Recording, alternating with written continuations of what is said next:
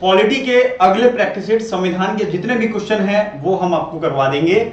याद रखिएगा बिहार दरोगा तीनों निकाला है मैंने, और आपको शिद्दत से तैयारी करना है। यही सारे क्वेश्चन इसी में से आएंगे आपके, अगर तैयारी कर लेते हो तो आपकी पॉलिटी की पूरी तैयारी इस प्लेलिस्ट से हो जाएगी। प्लेलिस्ट का लिंक है डिस्क्रिप्शन में, आई बटन पे भी आप जाके देख सकते हो। तो हम बात करेंगे कि भारत के अटॉर्नी जनरल की नियुक्ति कौन करता है। तो एक अध्यक्ष, प्रधानमंत्री, या भारत के मुख्य न्यायाधीश, या संसद, किसके द्वारा नियुक्ति की जाती है। आपको मालूम होगा अटॉर्नी जनरल बहुत ही महत्वपूर्ण पद होता है। अध्यक्ष मतलब यहाँ प्रेसिडेंट से है। Who appoints the attorney general of India, बहुत लोगों ने प्रेसिडेंट सही आंसर किया है, एक्चुअली जो ट्रांसलेशन था वो अध्यक्ष हो गया था, तो क्या हो जाएगा प्रेसिडेंट। नेक्स्ट है what is the tenure of the attorney general of India. क्या है अटॉर्नी जनरल जो होते हैं उनका कार्यकाल कितना है, 2 साल, 4 साल, 5 साल, या कोई निश्चित कार्यकाल नहीं। अटॉर्नी जनरल कौन होते हैं अगर आपको ये समझ में आता होगा तो हम आपको बता देते हैं थोड़ा। आर्टिकल 76 यानी कि 76 आर्टिकल जो है ये अटॉर्नी जनरल को डेडिकेटेड है। अब ये जनरली हर सरकार के अपने अटॉर्नी जनरल होते हैं। भारत सरकार के ये प्रतिनिधि होते हैं सुप्रीम कोर्ट, हाई कोर्ट में जो केसेस चलते हैं उसमें ये जाकर के सरकार की अगुवाई या सरकार का नेतृत्व, सरकार के एडवोकेट होते हैं। ठीक है, तो अब एक समझ लो इनका जो कार्यकाल होता है ना वो प्लेजर ऑफ द प्रेसिडेंट होता है। ये वर्ड आपको मिलेगा कई जगह, एग्जाम में भी मिलेगा। अब ये प्लेजर ऑफ द प्रेसिडेंट का मतलब होता है कि जो राष्ट्रपति की मर्जी से चले। तो राष्ट्रपति की मर्जी से जब चलेगा तो कोई निश्चित कार्यकाल होगा, तो राइट आंसर जो डी बता रहे हैं वो सही है। तो इनका कोई निश्चित कार्यकाल नहीं होता है। क्लियर है बच्चों। नेक्स्ट मैं थोड़ा साइड हो जाता हूं। भारत के अटॉर्नी जनरल के पास किस न्यायालय के न्यायाधीश के रूप में नियुक्त होने के लिए आवश्यक योग्यता होना चाहिए। मतलब भारत का अटॉर्नी जनरल जो बनेगा उसके पास कुछ तो योग्यता होनी चाहिए, और उस योग्यता में कौन से उच्च न्यायालय के न्यायाधीश बनने का योग्यता होना चाहिए। तो सर्वोच्च न्यायालय, या उच्चतम न्यायालय, या जिला अदालत, या सुप्रीम कोर्ट, या मजिस्ट्रेट अदालत, जल्दी से बताइए।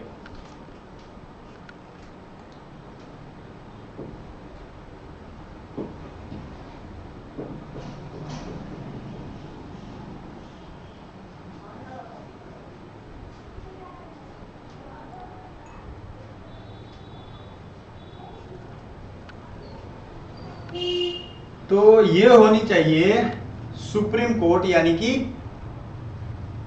जो सुप्रीम कोर्ट होते हैं उनके न्यायाधीश बनने की क्षमता, योग्यता, या एलिजिबिलिटी आप कह लो, ये जब होगा तो राइट आंसर यही होगा। फिर चौथा, भारत के अटॉर्नी जनरल को संसद के किस सदन के सत्र में भाग लेने का अधिकार है। लोकसभा, राज्यसभा। आपको मालूम होना चाहिए ये एक ऐसा पोस्ट है जो भाग दोनों सदनों में ले सकता है। अच्छा मैंने आंसर ही बता दिया, कोई बात नहीं। लोकसभा, राज्यसभा, लोकसभा राज्यसभा दोनों, ना लोकसभा ना राज्यसभा। तो इसको मैंने पढ़ाया हुआ है बहुत ही शॉर्ट वीडियो में, बहुत ही छोटे वीडियो में, आप जरूर देखिएगा। तो लोकसभा और राज्यसभा दोनों में ये भाग ले सकते हैं। ठीक है, सी इज द राइट आंसर। आगे बढ़ते हैं। भारत के अटॉर्नी जनरल के रूप में नियुक्त होने के लिए किसी व्यक्ति को न्यूनतम आयु कितनी होनी चाहिए। अच्छा न्यूनतम आयु है, इसको जरा ध्यान से सुनिएगा। न्यूनतम आयु का क्या मतलब है। 45 साल, 50 साल, 55 साल, या 60 साल। सभी बच्चों के आंसर मैं देख रहा हूं। और डेली देखिए 8 बजे रात में तो हमारा फिक्स है कि एक प्रैक्टिस सेट आएगा ही आएगा। उसके पहले 7 और 9 ये दोनों टाइम भी चेक कर लो। 7, 8, 9 हम डेडिकेट करने वाले हैं बीपीएससी, बिहार एसआई का जो भी बच्चे एग्जाम देने वाले हैं, और सारे तरह के प्रैक्टिस सेट आएंगे, ये ध्यान रखिएगा। ठीक है, बहुत सारे बच्चों को कोई डाउट भी हो तो वो पूछ सकते हैं। हमारा स्टडी ग्रुप है वो ज्वाइन कर सकते हैं। ये क्वेश्चन करिए, जल्दी से बताएं। नियुक्ति के लिए कौन सा न्यूनतम आयु कितनी होनी चाहिए, क्या लगता है आपको।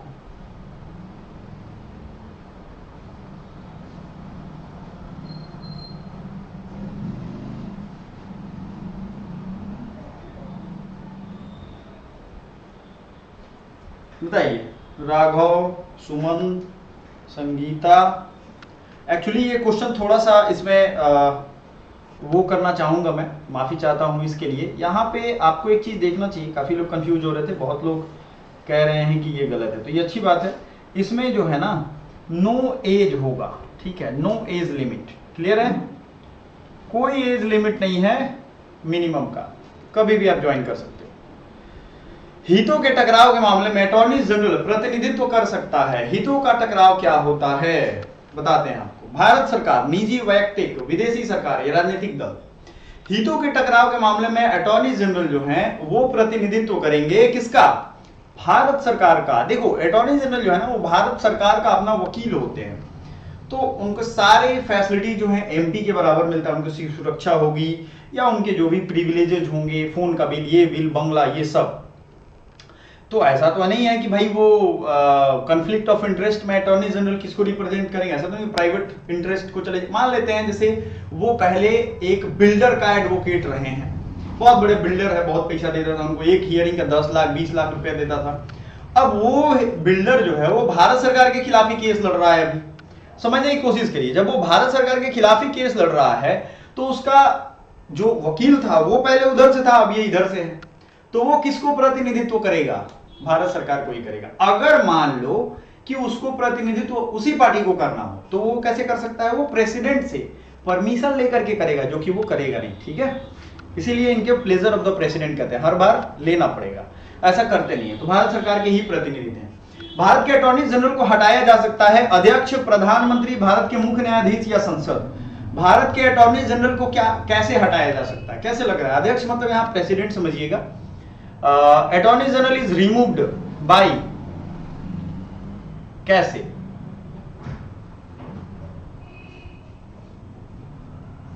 कैसे हटाएंगे आप?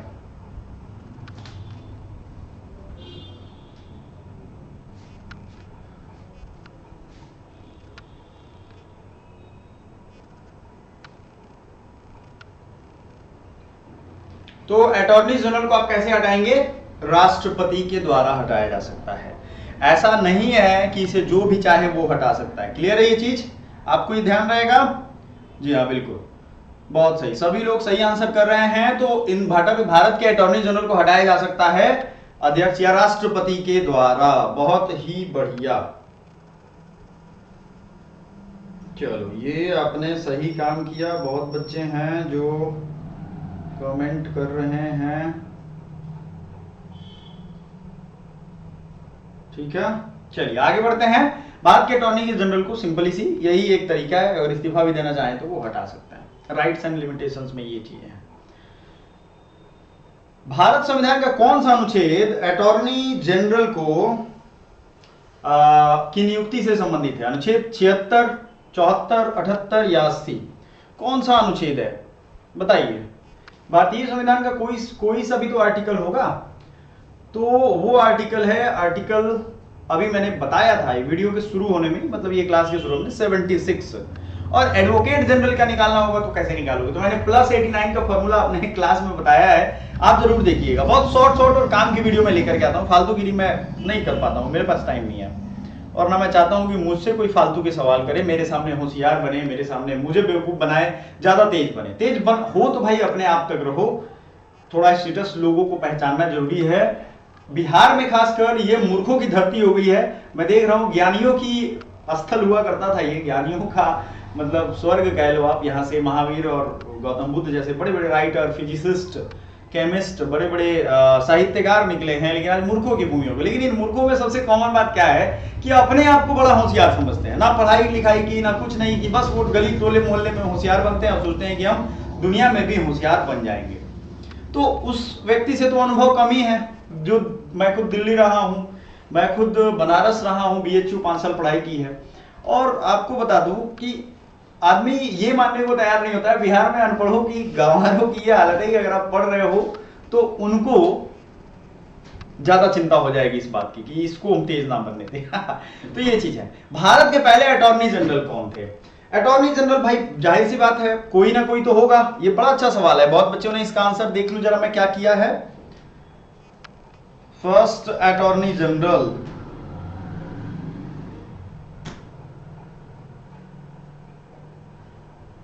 बताइए।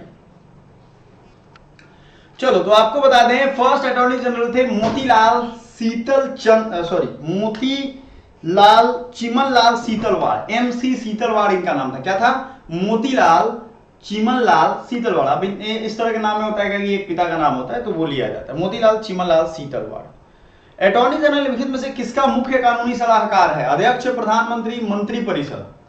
अटॉर्नी जनरल जो है निम्नलिखित में से मुख्य कानूनी सलाहकार किसका होता है? प्रधानमंत्री का या मंत्रिपरिषद का या अध्यक्ष मतलब राष्ट्रपति का?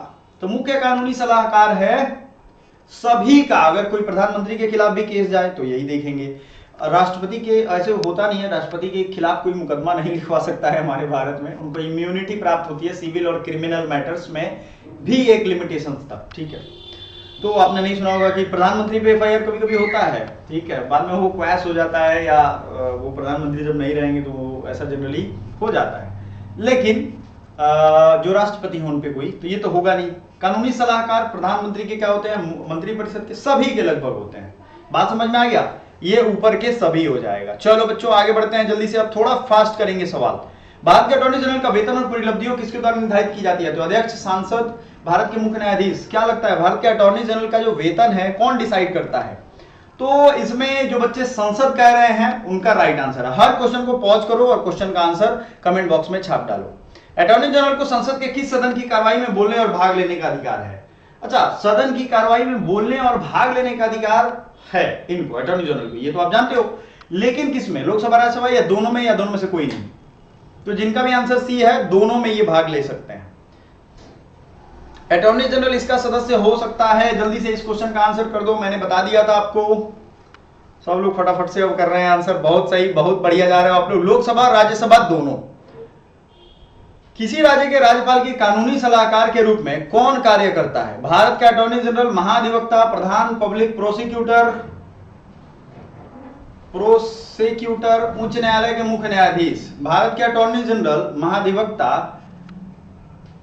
किसके कानूनी, भारत के किसी राज्य के राज्यपाल की कानूनी सलाहकार। एक चीज ध्यान रखिएगा, जो अटॉर्नी जनरल होते हैं और एक एडवोकेट जनरल होते हैं, तो स्टेट के लिए एडवोकेट जनरल होते हैं। तो ये क्वेश्चन को जब आप देखोगे ना ऊपर तो आप खुद समझ जाओगे। तो ये एडवोकेट जनरल, बी वाले राइट आंसर होगा, है ना। बिहार का एडवोकेट जनरल कौन है? जल्दी से कमेंट करके बताइए, क्योंकि ये एग्जाम में पूछ देगा, फिर आपको नींद आने लगेगी। बिहार के एडवोकेट जनरल कौन है?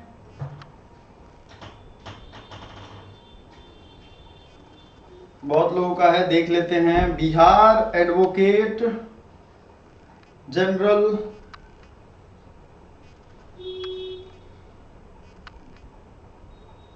बताइए। पुष्पेंद्र कौरव कुछ लोग कह रहे हैं, ठीक है, ये आपको कमेंट करके बताना है, ठीक है। चलो आगे बढ़ते हैं। तो ये जो है नेक्स्ट, कौन सी समिति भारत के अटॉर्नी जनरल की नियुक्ति की सिफारिश करता है? लोक लेखा, प्राक्कलन, सार्वजनिक उपक्रम या इनमें से कोई नहीं? अच्छा, अटॉर्नी जनरल की नियुक्ति की सिफारिश कौन करता है? ये सवाल बड़ा अच्छा है। क्या कोई सिफारिश कर सकता है? जब इनको सरकार अपने मन से रख सकती है तो जाहिर सी बात है बढ़िया एडवोकेट को तो चुना ही जाएगा, लेकिन क्या कोई कमेटी होती है? तो कोई भी कमेटी नहीं होती है, ठीक है, इनमें से कोई भी नहीं होती। सार्वजनिक उपक्रमों को देखना है, प्राक्कलन समिति का अपना काम है, लोक लेखा समिति का अपना काम है, ठीक है। Attorney general of India holds office during the pleasure of. Attorney general जो होते हैं वो ऑफिस को होल्ड करते हैं, ठीक है, किसके प्लेजर में? प्लेजर मतलब समझते हो? प्लेजर मतलब क्या? आज्ञा।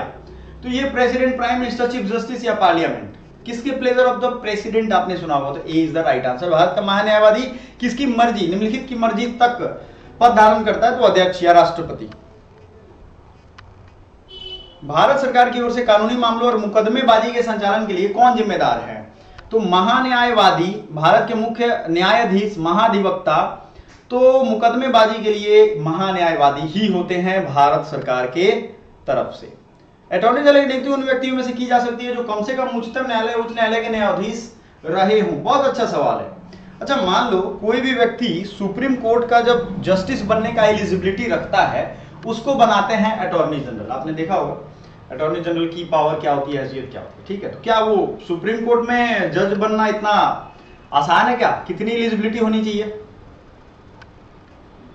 हाई कोर्ट में उनकी काम कितने साल का अनुभव होना चाहिए? बहुत लोग 10 साल कह रहे हैं। चलो इसको मैं छोड़ता हूं, आपको कमेंट बॉक्स में, फाइनल कमेंट बॉक्स में करना है, क्योंकि बड़ा अच्छा सवाल है। हाई कोर्ट और सुप्रीम कोर्ट मैंने पढ़ाया, वहां से आपको मिल जाएगा। भारत के अटॉर्नी जनरल ने अपना इस्तीफा सौंपा किसको? अध्यक्ष प्रधानमंत्री किसको इस्तीफा सौंपेंगे? बार बार अध्यक्ष आ जा रहा है, आपको मैं बता दूं ये अध्यक्ष नहीं, ये आपको राष्ट्रपति, ठीक है, राष्ट्रपति होगा, प्रेसिडेंट। प्रधानमंत्री, संसद के मुख्य न्यायाधीश या संसद, तो ये जब भी अपना इस्तीफा देंगे राष्ट्रपति को ही देंगे और इनके सहयोग के लिए सॉलिसिटर जनरल होते हैं। अच्छा, कौन सा जो अनुच्छेद है अटॉर्नी जनरल की शक्तियों और कर्तव्यों का प्रावधान करता है? तो ये 76, 74, 78 या 88, तो ये हो जाएगा 76, ठीक है। ये मैंने बताया हुआ था एक्चुअली थोड़ी देर पहले। Attorney general can appear on behalf of government of India in the supreme court only and not in high court. ये सही बात है क्या? अटॉर्नी जनरल सिर्फ सुप्रीम कोर्ट में ही हियर करेंगे, सरकार का पक्ष रखेंगे, बाहर नहीं रख सकते? ये गलत बात है, वो दोनों में रखेंगे, ठीक है। अटॉर्नी जनरल भारत सरकार की ओर से केवल सर्वोच्च न्यायालय में उपस्थित हो सकता है, किसी और न्यायालय में नहीं, तो ये गलत हो जाएगा, सच्चा या गलत में झूठा, ठीक है। अटॉर्नी जनरल की उपस्थिति में कि अनुपस्थिति में भारत सरकार के मुख्य कानूनी सलाहकार के रूप में कौन काम करता है? प्रधान, पब्लिक प्रोसिक्यूटर। पब्लिक प्रोसिक्यूटर होता है जो सरकारी वकील, एक तरीके समझ लो। भारत का मुख्य न्यायाधीश, महाधिवक्ता या अध्यक्ष? Advocate general. अगर अटॉर्नी जनरल ना हो तो उनके अभाव में सॉलिसिटर जनरल होते हैं। कौन होते हैं भाई? सॉलिसिटर जनरल, ये ध्यान रखिएगा, क्लियर है? चलो आगे बढ़ते हैं। Attorney general has right to vote in the proceeding of the parliament. Attorney general को राइट टू वोट होता है क्या पार्लियामेंट में? देखो, ये संसद में बैठ सकते हैं, उसकी भाषण सुन सकते हैं, बोल सकते हैं, लेकिन वोट नहीं कर सकते हैं। तो बता दिया आंसर, ध्यान से सोच के अभी इसका आंसर बताओ। और मिलते हैं अगले सेशन में, ये लगभग आपको 500 अब जल्दी पूरा होने वाला है, फिर अगले सेशन में हम लोग चलेंगे, उसके बाद 5000 क्वेश्चन करेंगे और आपका डेफिनेटली रिजल्ट होगा। Thank you so much.